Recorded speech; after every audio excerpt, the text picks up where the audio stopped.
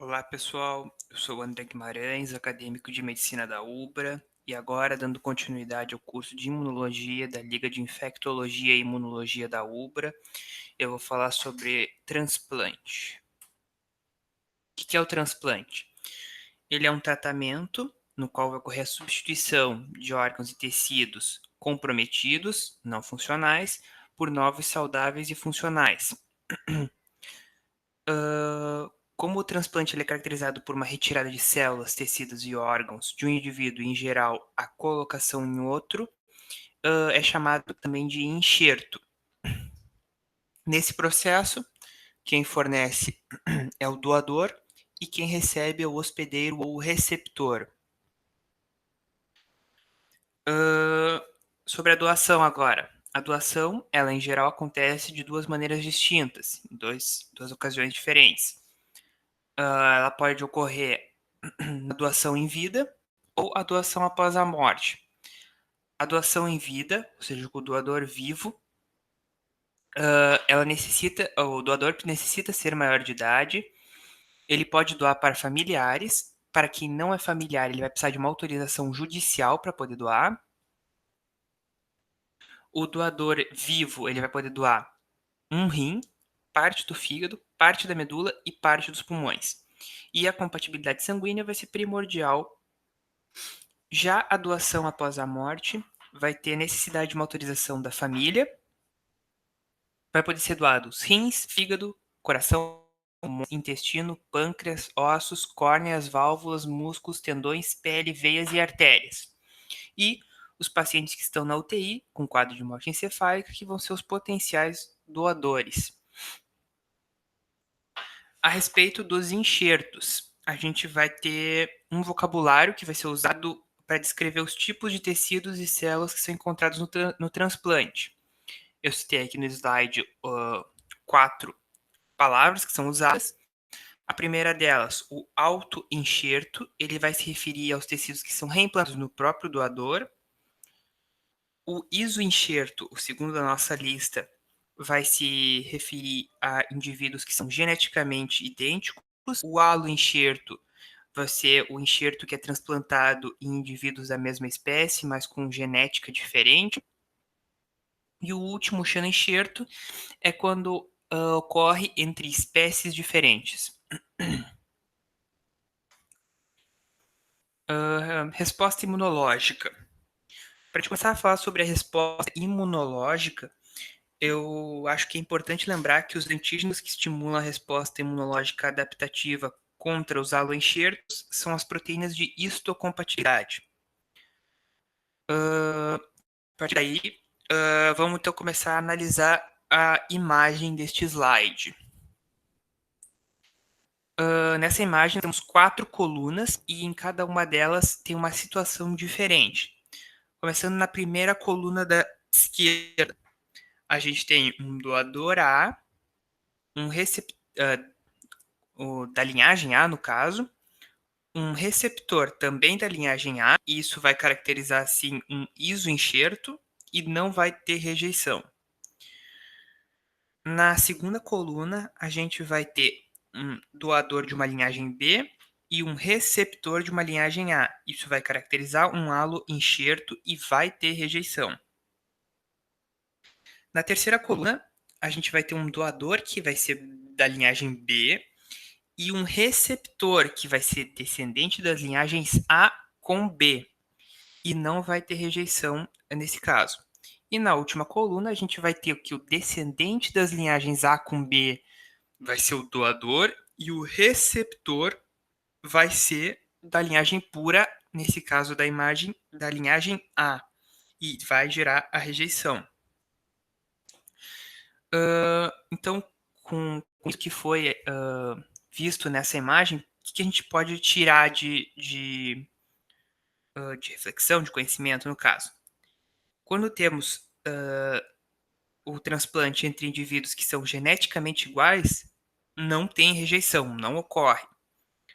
Quando o transplante ele é em indivíduos que são geneticamente diferentes, vai ocorrer a rejeição. Quando o transplante ele é o doador uma linhagem pura e o receptor é um descendente dessa linhagem pura com outra linhagem, também não ocorre rejeição.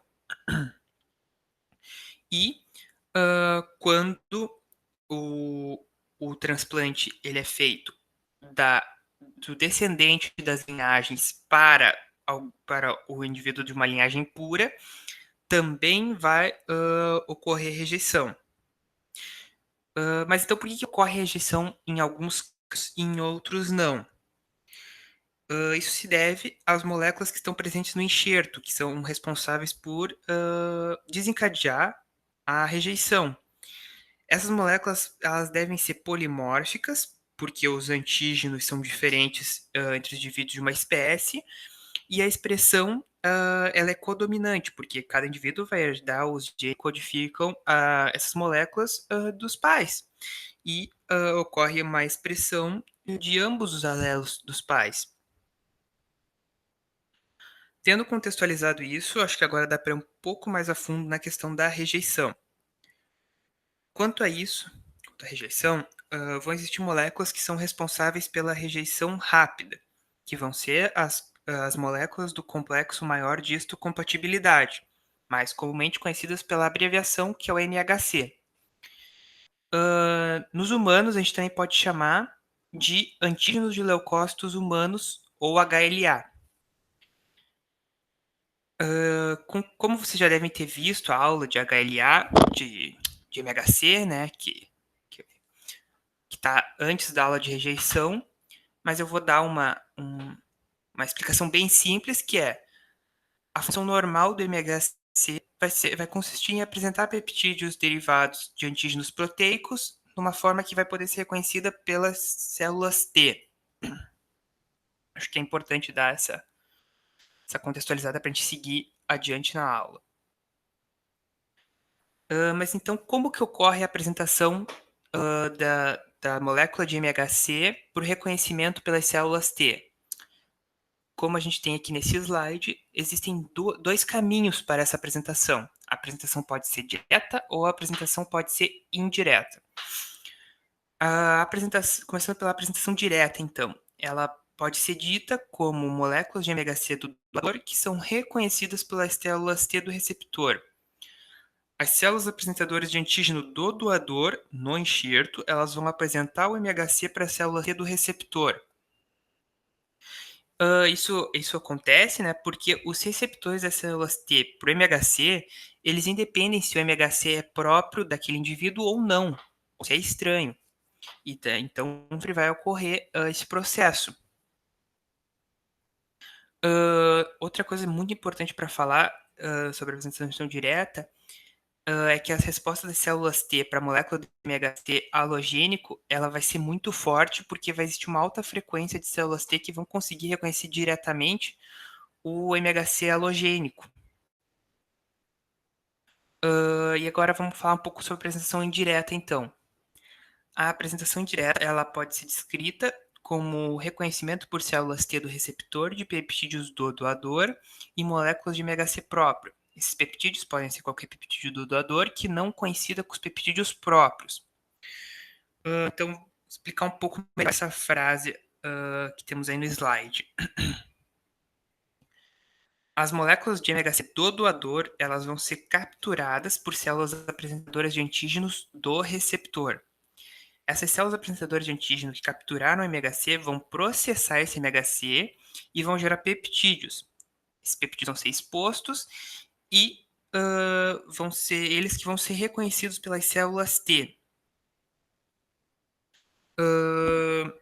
Sobre essas apresentações, a gente pode dizer que a rejeição aguda do enxerto ela vai ser mediada principalmente pelo reconhecimento direto de haloantígenos, principalmente por células TCD8+, que vão destruir diretamente o enxerto, e enquanto a rejeição crônica do enxerto ela vai ter um pouco mais de reconhecimento indireto, e vai gerar ativação de células TCD4+, que vão induzir a rejeição principalmente pelo desencadeamento de inflamação, que vai ser mediada por citocinas, e também ajuda as células B. Linfócitos T aloreativos.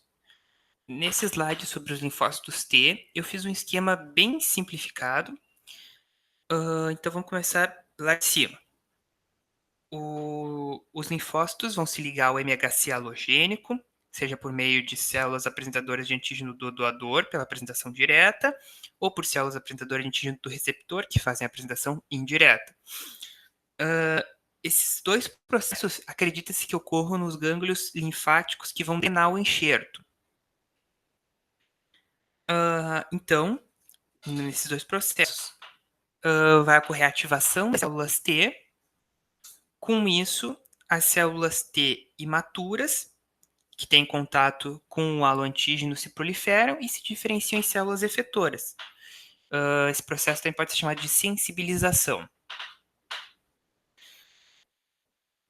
Ativação das células T aloreativas.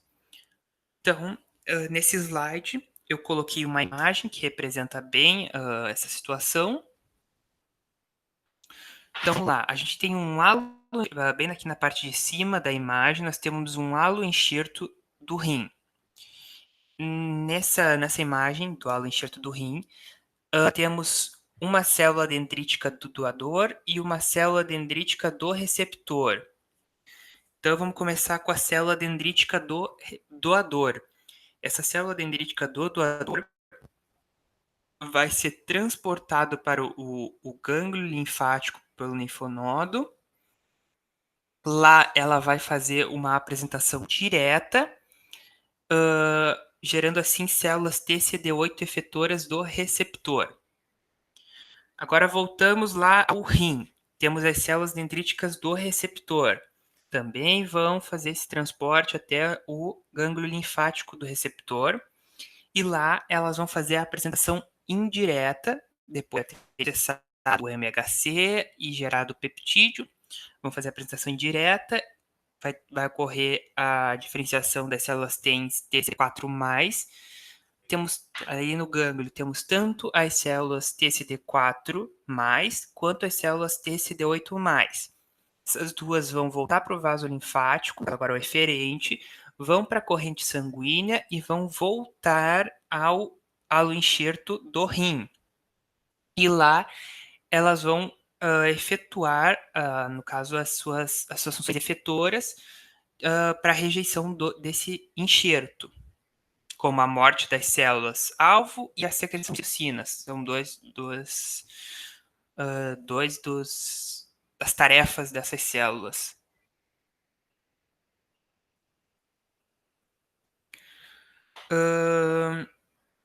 Bom, agora sobre as funções efetoras das células T aloreativas.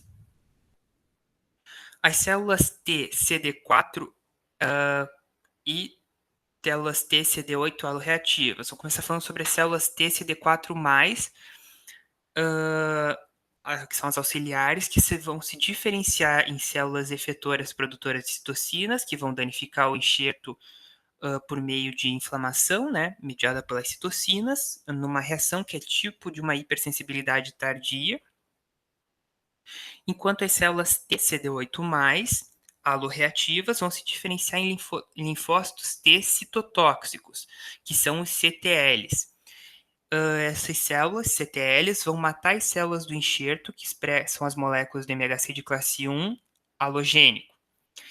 Além disso, esses CTLs também vão secretar citocinas inflamatórias que podem contribuir para o dano no enxerto também.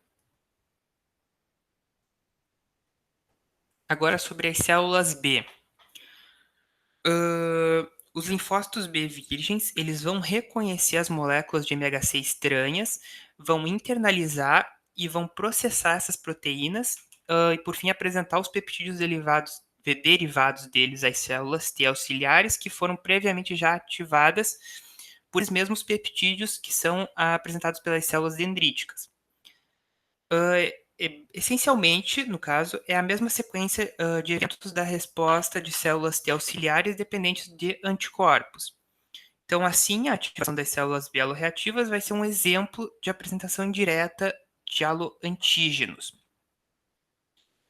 Além disso, é importante citar que os anticorpos produzidos nos receptores do enxerto, eles envolvem mecanismos efetores como ativação do complemento, direcionamento e ativação de neutrófilos, macrófagos e de células NK através da ligação de receptores FC. Os anticorpos contra os antígenos do enxerto geram, em grande parte, da vasculatura do enxerto devido aos antígenos HLA serem expressos nas células endoteliais. Vamos agora falar sobre os mecanismos efetores da rejeição. A rejeição dos enxertos ela vai poder ser classificada em rejeição hiperaguda, rejeição aguda e rejeição crônica. Essas classificações elas vão ser determinadas, perdão, vão ser determinadas com base em características histopatológicas e o tempo de curso da rejeição após o transplante. Vou começar falando sobre a rejeição hiperaguda. Ela acontece em um rápido período de tempo, como minutos, horas ou poucos dias. Ela vai ter a característica de oclusão dos vasos do enxerto e, com isso, vai causar em algum tempo uma necrose isquêmica irreversível. Ela normalmente é mediada por anticorpos IgG contra halo-antígenos de proteína, como moléculas de MHC do doador. A ligação do anticorpo ao endotélio vai levar à ativação do complemento e os produtos do anticorpo e do complemento juntos vão induzir algumas mudanças no enxerto do endotélio que vão promover essa trombose intravascular. A ativação do complemento ele conduzir a lesão endotelial celular.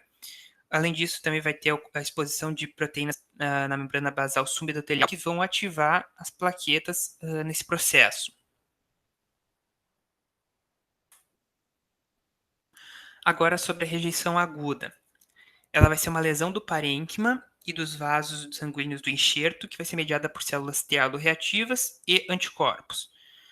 Hoje em dia, né, temos cada vez mais fármacos contra a rejeição. Pode acontecer até mesmo anos após o transplante. Se não ocorrer o uso dos fármacos após o transplante, essa rejeição ela vai ocorrer em dias e semanas após o transplante. Dias ou semanas, no caso. A rejeição, a rejeição celular, ela pode ser. A rejeição aguda, perdão, ela pode ser celular aguda ou aguda mediada por anticorpos. Vou começar falando sobre a rejeição celular aguda, que vai ser uma inflamação por citocinas produzidas por células T auxiliares e vai ter morte que vai ser mediada pelos CTLs das células do parênquima enxerto e células endoteliais também. Os infiltrados celulares presentes nos enxertos, eles vão ser submetidos a uma rejeição celular aguda, que inclui tanto células T auxiliares e CD4+, quanto os CTLs TCD8+, específicos, no caso, para os haloantígenos do enxerto, e ambos os tipos de células T podem contribuir para a lesão das células do parênquima e endotelial também. Já na rejeição aguda mediada por anticorpos, os haloanticorpos vão causar uma rejeição por ligação a haloantígenos, causando a lesão endotelial e trombose intravascular, que vão gerar, em última análise, uma destruição do enxerto. Então, a ligação dos haloanticorpos na superfície da célula endotelial, ela vai disparar a ativação local do complemento. Isso vai gerar uma lise celular. E, além disso, também vai ocorrer um recrutamento e ativação de neutrófilos, além da formação de trombos. Os haloanticorpos, eles também podem se acoplar em receptores FC, no caso, em neutrófilos e células NK, e em seguida vão destruir células endoteliais. Além disso, a ligação do haloanticorpo na superfície endotelial vai poder alterar a função endotelial porque induz sinais intracelulares que vão aumentar a expressão de moléculas na superfície pró-inflamatórias e pró-coagulantes. Nosso último tipo, a rejeição crônica, vai ter uma função lentamente perdida, então vai desenvolver-se insidiosamente, vai gerar a oclusão arterial devido aos avanços feitos nas últimas décadas. A rejeição crônica ela tem se tornado a maior causa de rejeição, a rejeição mais comum. Um pouco mais agora sobre o que acontece. Vai ocorrer uma ativação de células teloreativas e, com isso, secreção de citocinas que vão estimular a proliferação de células musculares lisas e vasculares. Com essas lesões arteriais de arteriosclerose do enxerto progredindo, o fluxo de sangue para o parênquima do enxerto vai ser cada vez mais comprometido e esse parênquima vai ser constantemente substituído por um tecido fibroso que não vai ser funcional. Então, essa fibrose, né, que a gente pode ver nessa rejeição crônica, ela também pode ser uma resposta de reparação ao dano celular do parênquima causado por repetidos ataques de uma rejeição aguda, mediada por anticorpos ou uma rejeição celular.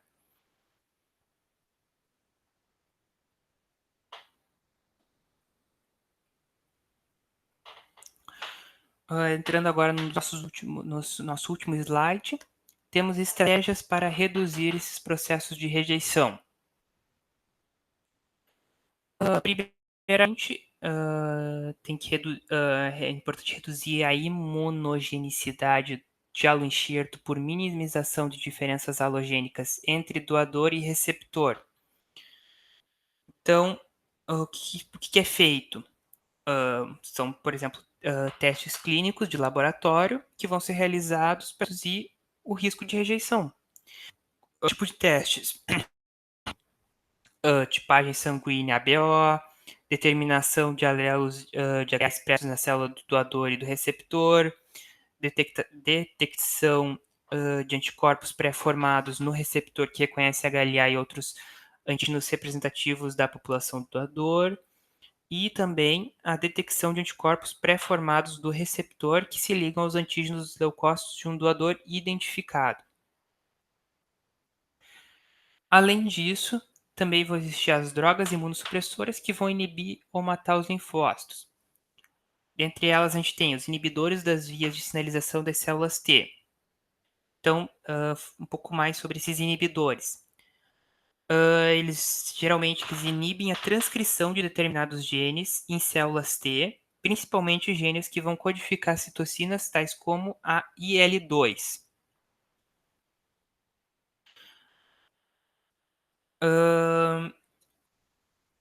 Esses inibidores, eles são inibidores, no caso as vias de sinalização das células, pode ser os inibidores de calcineurina, ciclosporina e o FK506. Falando um pouco mais sobre a ciclosporina, ele é um peptídeo fúngico que vai se ligar com alta afinidade a uma proteína celular, que é a ciclofilina. O complexo da ciclosporina com a ciclofilina vai se ligar e vai inibir a atividade enzimática da calcineurina, serina e treonina, fosfatase ativada por cálcio calmodulina. Então, uma vez que a calcineurina ela é necessária para ativar um fator de transcrição NFAT, fator nuclear de células T ativadas, a ciclosporina vai inibir, no caso, essa ativação, e a transcrição do I2 e de outros genes da citocina. Então, a ciclosporina vai bloquear a proliferação e a diferenciação de células T dependentes do IL-2. Além disso, depois a gente tem os antimetabólitos. Esses vão inibir a proliferação de precursores de linfócitos durante a sua maturação e também vão destruir células T maduras em proliferação que tenham sido estimuladas por haloantígenos. Nosso terceiro é o bloqueio da função os bloqueadores de função ou depressão de anticorpos antilinfócitos. Sobre esses, os anticorpos que reagem com estruturas da superfície de células T e destroem ou inibem células T vão ser utilizados para o tratamento também principalmente de rejeição aguda. Esses anticorpos eles podem ser tanto monoclonal quanto policlonal. Os anticorpos anticélulas T, eles vão reduzir as células T circulantes, seja pela ativação do sistema complemento, que vai eliminar as células T, ou por opsonização para a fagocitose. Nosso quarto são os que fazem bloqueio coestimulatório. Então, eles vão bloquear as vias de coestimulação das células T, que vão reduzir a rejeição aguda no enxerto. Nossa próxima classe ali que temos vai ser os fármacos que vão visar aloanticorpos e células B alorreativas.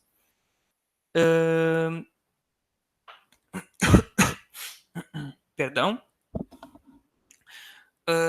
Então, a gente tem como exemplo a plasmaferese, que vai ser um dos tratamentos para rejeição, e com ela vai ocorrer um procedimento em que o sangue do paciente vai ser bombeado através de uma máquina que vai remover o plasma, mas vai retornar as células sanguíneas para a circulação. Então, os anticorpos circulantes, incluindo os exogênicos, vão poder ser removidos.